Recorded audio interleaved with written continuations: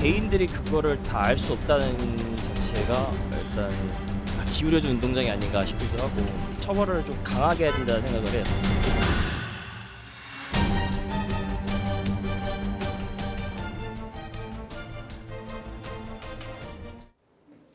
뉴스플러스 시작합니다. 오늘 뉴스플러스는 우리 주식시장을 뒤흔들고 있는 SG증권발 폭락 사태를 집중 조명하겠습니다. 무엇보다 이번 사태가 공정과 신뢰라는 시장의 기본 가치를 흔들었다는 점에서 개인 투자자들의 실망과 분노가 커지고 있습니다. 증권부 신재근 기자와 이번 사태의 핵심으로 지목되고 있는 주가 조작 세력들의 작전, 어떻게 움직였는지 자세히 분석해 보겠습니다. 신 기자, 먼저 작전 세력들이 선택한 8개 종목 움직임부터 좀 분석을 해보죠. 네, 이번 주 들어서 이제 외국계 증권사인 SG증권을 통해서 매도 물량이 쏟아져 나온 종목 모두 8개입니다. 예. 이 먼저 대성홀딩스와 서울가스, 선광, 삼천리의 주가 차트부터 보시겠습니다. 이들 종목은 3년 전인 지난 2020년부터 주가가 조금씩 오르기 시작했습니다. 서울가스의 경우 주가가 꾸준히 올라서 2020년 5만 원대이던 주가가 이달 초 50만 원까지 올랐습니다. 대성홀딩스도 마찬가지로 만 원도 안 하던 주가가 이달 13만 원대까지 급등했습니다. 그러다가 연속 하한가가 나오면서 2만 2천 원까지 어제 이제 주가가 빠졌다가 오늘 좀 반등해서 3만 원대를 회복했습니다. 네. 마찬가지로 서울가스와 선광, 삼천리도 오늘 주가가 크게 올랐습니다. 오름폭의 강도 차이는 있지만 세방, 하림지주, 다올투자증권, 다우데이터도 이달 초 주가와 3년 전 주가를 비교해보면 많게는 10배 이상 올랐습니다. 이 종목들 역시 주가가 조금씩 우상향하는 그림을 보이고 있는데요. 금융당국은 특정 세력이 다단계 방식으로 투자자를 유인해서 시세를 조종하는 식으로 주가를 조작한 것으로 의심하고 있습니다. 네, 지금 뭐 나흘 연속 하한가라는 사상 초유의 기록까지 좀 발생을 했는데 8개 종목을 콕 집은 이유가 따로 있을까요? 네, 일단 이들 종목은 거래량이 적고 유통 주식 수가 적다는 공통점이 있습니다. 네. 그러다 보니까 일단 먼저 그 거래량을 보면은 2만 주에서 5만 주 정도로 매우 적습니다. 또 유통 주식 수를 보면은 이 비율이 50% 이하로 매우 적은 편에 속하는데요. 네. 이는 그만큼 대주주 지분율이 높다는 뜻입니다. 실제 대성홀딩스는 대주주 지분율이 70%가 넘습니다. 세력들이 이런 특성을 이용해서 주가를 조금씩 끌어올릴 수 있었던 것 아니냐는 의심을 사는 이유입니다. 네, 이들이 이용한 이 차익 결제 거래 CFD가 주목을 받고 있습니다. 일단 이 CFD라는 파생 상품이 나쁜 것이라기보다 뭐 주가 조작이 잘못됐다고 보는 게 맞겠는데 이 반대 매매가 좀 흔하게 일어나곤 하는데 이번에 반대 매매가 이렇게 한꺼번에 쏟아진 이유가 뭡니까? 일단은 정확한 이유는 뭐 금융당국의 조사가 뭐 끝나야지 알 수 있을 것 같은데요. 일단 먼저 제가 CFD, 이 차액 결제 거래에 대해서 조금 설명을 해드리겠습니다.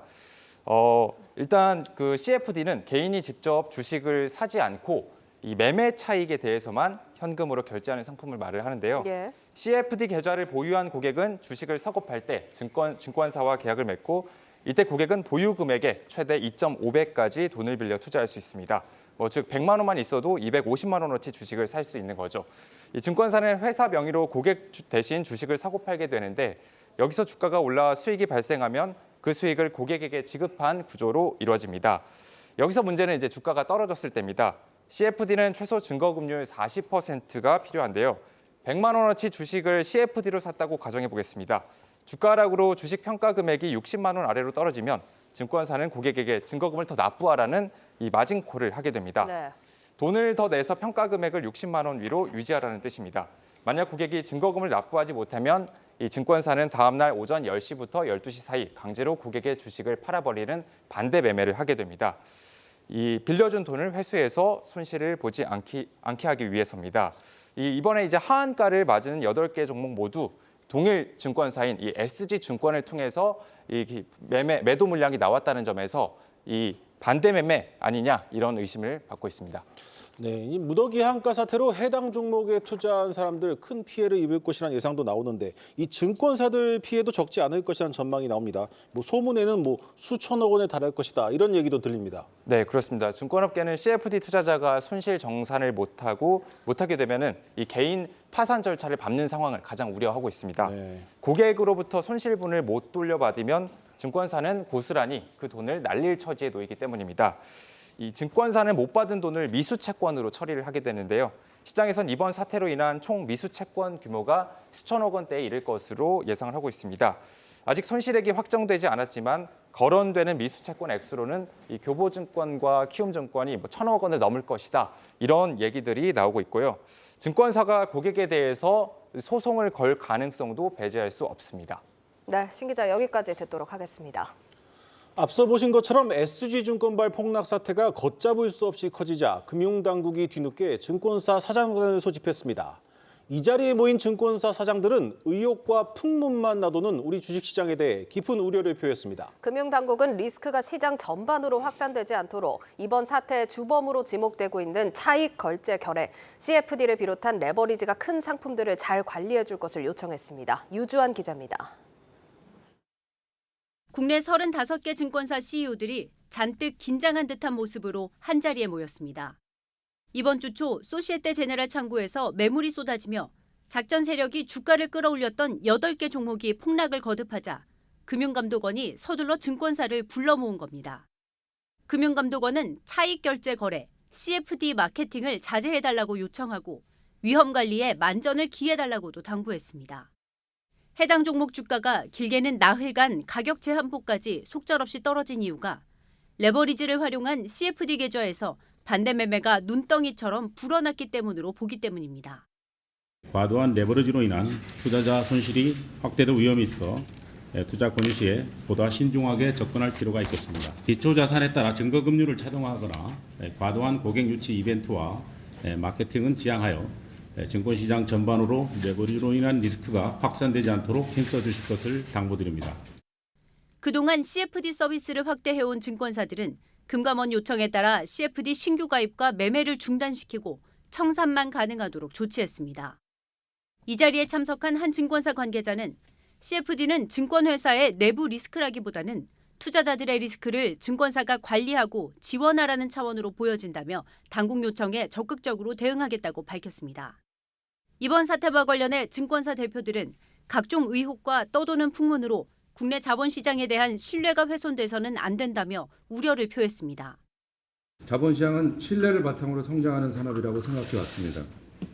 만약 자본시장에서 불건전한 거래가 있다면 조속히 근절하고 보완해서 믿고 투자할 수 있는 시장으로 거듭나야 한다고 생각합니다. 올 들어 증시가 상승하면서 모처럼 분위기 반전을 기대했던 증권사들은 자칫 이번 사태가 투자 위축으로 이어지진 않을까 숨죽인 채 사태 파장을 주목하고 있습니다. 한국경제TV 유주환입니다. 증권부 조현 기자와 조금 더 자세히 살펴보겠습니다. 조 기자, 일단 이번 사태는 주가 조작으로 좀 무게가 기울었습니다. 이번 주가 폭락 사태의 원인을 우리가 좀 무엇으로 봐야 되겠습니까? 물론 주가 조작의 진흥화도 있겠고요. 또 CFD로 보여진 B2의 역습 등이 주요 원인으로 제기되고 있습니다. 결국 그간의 상승세라든지 신뢰도 측면에서 우리 증시가 큰 타격을 피할 수 없어 보입니다. 이번 사태의 8개 종목들 보시면 이름만 들어도 아는 실체가 있는 탄탄한 중형주들입니다. 이 종목들의 공통점, 앞서 보신 것처럼 유통 주식수가 적어서 주가 조작 세력에 타겟이 됐는데요. 이 종목들 무려 3년에 걸쳐서 조금씩 주가가 상승한 반면 이 기간 이 기업들의 실적이나 사업 측면에 있어서 펀더멘털상 큰 호재가 없었습니다. 그래서 통상 주가가 큰 이유 없이 급등을 하면 거래소에서 해당 상장사에게 미공개 정보를 묻지 않습니까? 그런데 이번 사태의 경우 이제 단기간이 아니라 주가 오름세가 천천히 진행되다 보니까 시장의 경고를 보내야 할 한국거래소도 이상을 감지하지 못했습니다. 또 사태를 키운 원인으로 지목되는 CFD의 경우 거래소가 모니터링 대상이 아니다 이렇게 답하기도 했습니다. 그럼 CFD가 모니터링 대상이 아닌 이유는 뭘까요? 시장에 이렇게 영향을 주는데도 왜 보지 않는 겁니까? 그렇습니다. CFD 장외 파생 상품이거든요. 근데 거래소는 장내 매매에 대한 데이터만 집계하도록 되어 있습니다. 그러니까 장외 파생 상품 자료 집계에 대한 법적 근거도 없고요. 사무의 영역이긴 하지만 일종의 감독의 사각지대다 이런 지적이 제기됩니다. 투자 주체를 알기도 어렵고 증권사 명의로 거래가 발생하기 때문에 이상 매매를 감지하기도 어렵습니다. 또 개인 투자자들이 종목에 투자할 때 신용융자 같은 경우는 HTS를 통해서 저희가 비중이 어느 정도인지 확인할 수 있지 않습니까? 근데 CFD 잔고 같은 경우는 확인할 수가 없습니다. 그래서 이번 사태를 통해서 CFD 관련 리스크가 부각되면서 금융당국은 일단 제도 개선의 필요성을 살펴보겠다는 입장이고요. 있고요. 이복현 금융감독원장은 CFD 악용 우려를 알고 있다. 현실화된 우려는 아니지만 공시나 정보의 투명성 측면에서 지켜봐 왔고 또 고쳐야 할 부분 있다면 고치겠다 이렇게 말을 했습니다. 이복현 금융감독원장이 오늘 지위 고하를 막론하고 철저하게 조사하겠다고 밝혔습니다. 하지만 좀 이미 물은 엎질러진 상황인데 검찰도 나섰습니다. 그런데 금융당국은 사전에 전혀 인지를 할 수 없었던 겁니까? 일단 그렇다고 이야기를 하고 있습니다. 일각에서 연초부터 사실상 인지한 것 아니냐, 왜 사태가 이렇게 커질 때까지 놔뒀느냐라는 논란이 일었습니다만 일단 김주현 금융위원장은 주가 조작 의심 혐의를 인지한 것은 최근이다 이렇게 선을 그었습니다. 지금 가장 중요한 건 효율적으로 신속히 처리하는 것이다 이렇게 얘기하면서 금융위 금감원 거래소 또 검찰 합동 대처하겠다 이런 입장인데요. 금융위 자본시장조사단과 검찰은 주가 폭락 사태에 연루된 이 일당에 대한 압수수색 진행했습니다. 투자 컨설팅 업체의 서울 강남구 사무실과 또 명의로 된 골프업체, 식당 이런 등이 대상인데요. 확보된 압수물 분석한 뒤에 관계자들을 차례로 조사하겠다는 계획입니다. 파장이 커지자 이복현 금감원장은 시장 전체의 신뢰를 훼손하는 불공정 거래에 대해서는 관용 없이 엄정하게 대응하겠다라고 강조를 했습니다. 그리고 이번 사태뿐 아니라 최근 과열 현상을 빚은 2차 전지주를 비롯해서 시장의 가짜 뉴스, 불공정 거래를 모두 살펴보겠다는 겁니다. 송미다 기자가 보도합니다. 지위 고하라든가 재산의 유무 또는 그분들이 사회적으로 차지하는 어떤 위치와 전혀 그런 것들을 고려 없이 어떤 법과 원칙의 일관된 기준으로 최대한 신속하고 엄정하게 조사와 필요한 수사기관과의 협조를 진행할 거라는 것들을 말씀을 드리고. 이번 사태와 관련해 이 원장은 법과 원칙에 따라 조사할 것이라며 일벌백계를 강조했습니다. 주가 조작과 뒤이어 터진 폭락 사태와 별도로 투자자의 관심이 높아진 2차 전지와 AI, 로봇과 같은 테마를 이용하는 사례에 대해서도 다시 경고했습니다.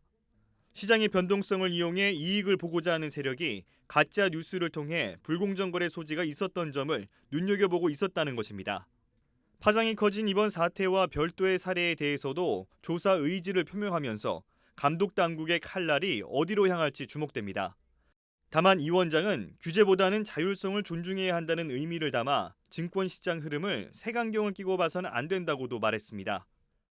특정 종목에 대한 상승이 있거나 특정 종목에 대한 하락이 있다고 해서 그 모든 종목을 잠재적 범죄자로 취급해서 다룰 수는 없습니다. 활동력 있는 시장의 움직임에 대해서 모든 것들을 범법자의 내지는 위법의 시각으로 볼 수 없다는 점은 그냥 말씀을 그럼에도 평범하지 않은 주가 흐름이나 매매 주체의 움직임을 인지하고도 선제적 대응에 나서지 않은 점은 아쉬움으로 남습니다.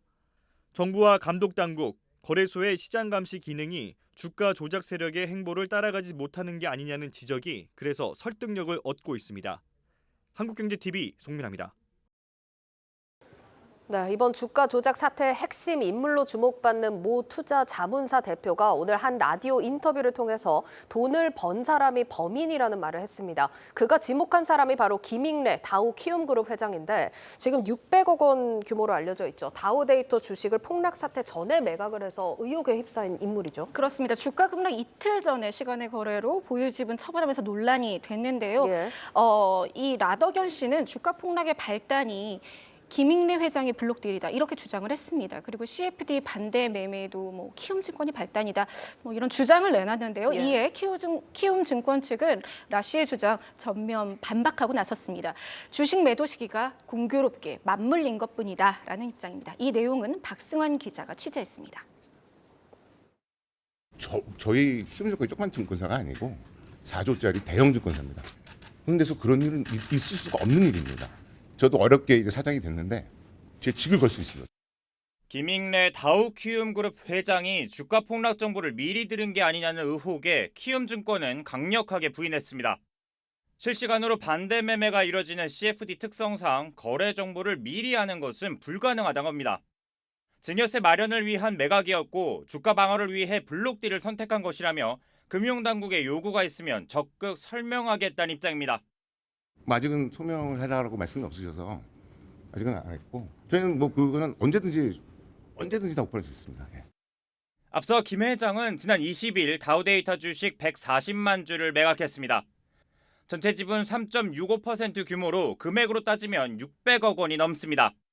이 거래일이 지난 24일 다우데이터는 SG증권 창구로부터 매물이 쏟아지며 하한가를 맞습니다.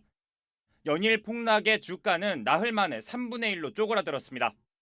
김 회장이 대량의 매도 정보를 사전에 알고 있었던 것이 아니냐는 의문이 나오는 배경인데 실제로 지난해 7월 10,000원을 밑돌던 다우데이터 주가는 11월부터 상승세를 타더니 지난 2월 5배 넘게 뛰었습니다. 키움증권의 지배구조 정점에 다우데이터가 있고 다우데이터의 지분 31.56%를 가진 임원희의 최대 주주는 김 회장의 장남인 김동준 키움인베스트먼트 대표. 절묘한 매각 시점과 지배구조에 더해 키움증권이 SG증권과 CFD 계약을 맺고 있었다는 점도 의심의 눈초리를 더하는 배경입니다. 결국 이번 의혹은 정부와 감독당국의 조사 결과에 따라 그 진실이 밝혀질 것으로 보입니다. 한국경제TV 박송환입니다. 네, 리포팅에서 보셨지만 키움증권 측은 라 씨와 김익래 회장 사이 일면식도 없다. 연루 가능성이 있다면 가능성이 단 0.1% 아니 0.0001%도 없다는데 직 걸겠다 이렇게 단언을 했습니다. 황 대표의 발언이 개인 투자자들의 의혹 섞인 시선을 다소 잠재우긴 했습니다. 오늘 시장에서 키움증권 주가 장중한 때 5% 가까이 떨어지기도 했는데 결국 1.99% 하락으로 마쳤고요. 그리고 김익래 다우 키움그룹 회장뿐만이 아니라 김영민 서울도시가스 회장도 주가 급락 직전에 보유 주식 일부를 처분한 것으로 알려졌습니다. 김영민 회장은 지난 17일에 역시 시간의 매매 방식으로 보유 지분 10만 주를 매도해서 약 457억 원 가까이 현금화한 것으로 나타났습니다. 그리고 또 이번 주가 조작 세력에 투자했다 이런 의혹을 받고 있는 아난티 그룹 측은 일체 관련이 없다 이런 입장을 밝혔는데요. 이만규 아난티 대표는 부친인 이중명 전 회장이 현재 경영에는 일절 관여하지 않고 있으며 이번 사건으로 자산을 모두 잃고 두물불출하고 있다. 이는 이중명 전 회장의 개인적인 이슈다. 이렇게 선을 그었습니다. 예, 자 이번 사태 조금 더 자세하게 분석해 보겠습니다. 강경훈 동국대학교 교수 전화로 연결돼 있습니다. 교수님 안녕하십니까? 네, 안녕하세요. 예, 교수님 먼저 거래소에도 감시 부서가 있고 금감원도 시장 스크리닝을 하는데도 지금 사각지대가 분명히 있는 것 같습니다. 작전 세력들은 이렇게 진화를 하고 있는데 너무 지금 전통적인 방식으로 감시를 하는 게 아닌가 싶기도 하거든요. 어떻게 보십니까? 네, 지적하신 것처럼 그 거래소에서도 이제 광범위하게 감시를 하고요. 감독원에도 있고 금융위에도 이제 그 조사단이 있지요. 근데 이번 주가 조작이 확정이 된 건 아니고 지금 이제 혐의를 받고 있는데 이번 사태는 이제 완전히 새로운 방식으로 기존 이제 전통적인 이제 주가 조작과는 굉장히 다르게 그 CFD라고 하는 장외 파생 상품을 주로 이용을 해서 나타났기 때문에 이 감독원이나 이제 거래소에서 걸러내지 못했다 이렇게들 말씀을 하시죠. 근데 이제 제가 한 가지 의문이 드는 것은 이 장외 파생 상품을 이용을 했는데요. 이 장외 파생 상품도 그 거래 정보를 저희가 다 모으게 되어 있습니다. 거래소에서 TR이라고 이 트레이드 리포지토리라고 해서 이 장외 파생 거래 내역을 다 모으는 게 있는데 거기에 CFD나 TRS도 다 들어가거든요. 그래서 거기서 왜 그걸 잡아내지 못했을까? 이제 그런 의문을 좀 아직도 가지고 있습니다. 네, 결국 핵심은 이 재발 방지인데 이런 점에서 우리 주가 조작에 대한 처벌이 약하다 이런 지적도 있습니다. 미국 같은 경우에는 종신형을 줄 정도로 상당히 처벌이 강하다고 하던데 다른 나라들 상황은 어떻습니까? 네, 맞습니다. 미국은 종신형, 그다음에 금액도 어마어마한 금액을 제재를 하고요, 부과를 하고요.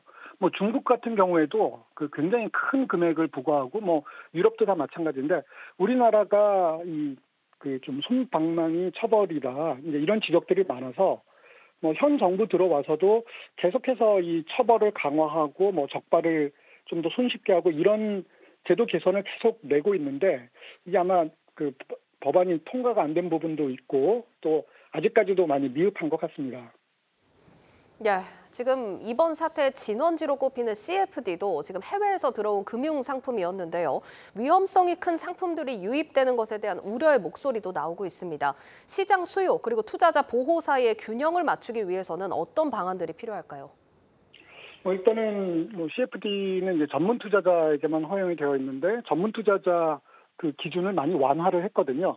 그게 이제 이번에 이 피해가 좀 더 광범위하게 확산이 되는데 기여했다 이런 이제 지적들도 있는데 그렇다고 저희가 이 새로운 금융 상품을 무조건 이제 하지 못하게 막을 수는 없지 않습니까? 그래서 또 이제 이 새로운 금융 상품이라고 하는 게 이게 좋은 점과 나쁜 점이 다 있는데 나쁜 점이 이 여러 피해자들을 양산하지 않도록 좀 더 이 정보가 좀 투명하게 드러나는 게 일단 시급한 과제가 아닐까. 그래서 좀 전에 말씀드린 그 TR 같은 트레이드 리포지터리 같은 그런 이 제도를 좀 더 광범위하게 이렇게 좀 사용을 할 필요가 있겠습니다. 네, 오히려 이제 규제만 강해지면서 파생 상품 시장이 위축되지는 않을까 좀 걱정입니다. 교수님, 마지막으로 이런 주가 조작 사태가 다시 발생하지 않으려면 좀 어떤 대응이 필요하다고 보십니까? 네, 좀 전에 이제 말씀드린 것처럼 일단은 어차피 이제 이 범죄 기법은 계속해서 새롭게 더 교묘하게 더 발전하거든요. 물론 이제 그것을 계속 쫓아가면서 그 범죄 기법들을 파악하고 그것을 이제 못하게 예방하는 것도 중요한데 결국은 범죄가 적발되었을 때 그 처벌이 굉장히 크다라고 예상을 하면 상대적으로 이제 범죄 예방 효과가 커지는데요. 우리나라는 아직까지도 해외 주요국에 비해서도 그 주가 조작이라든가 이런 이제 증권 범죄 관련된 처벌이 너무 좀 미흡한 그런 실정이어서요. 그 처벌을 좀 더 강화하는 게 일단 급선무라고 생각하고 있습니다. 네, 교수님 여기까지 듣도록 하겠습니다. 잘 들었습니다. 네, 감사합니다. 네, 강경훈 동국대 경영학과 교수였습니다. 조 기자, 이번 정부가 지금 수건 과제로 추진하는 것 중 하나가 MSCI 선진국 지수 편입입니다. 이번 사태가 우리 증시 신뢰도를 좀 낮추진 않을까 걱정이 되거든요. 물론 MSCI 선진국 지수 편입에서 한국 증시에게 요구됐던 부분은 외국인 투자자에 대한 시장 접근성 개선이었습니다. 네. 하지만 코리아 디스카운트를 코리아 프리미엄으로 바꾸기 위해서는 투명하고 신뢰할 수 있는 시장 질서를 확립하는 것이 우선이자 또 기본입니다. 원론적이지만 달리 답이 없죠. 예. 그래서 이번 사태가 유례없는 방식으로 이루어졌던 만큼 또 다른 작전 세력이 존재하지 않을까 투자자들이 불안을 지울 수 없는 것이 사실입니다. 결국 이번 사태도 최종 피해자는 개인 투자자들입니다. 투자자들을 지키는 환경 그리고 제도 개선을 위한 노력이 필요해 보입니다. 조 기자 잘 들었습니다. 단 하나의 사건으로 힘들게 쌓아온 우리 시장의 신뢰가 사라지지는 않을까 걱정입니다. 발빠르게 그리고 투명하고 엄격하게 대응해야겠습니다.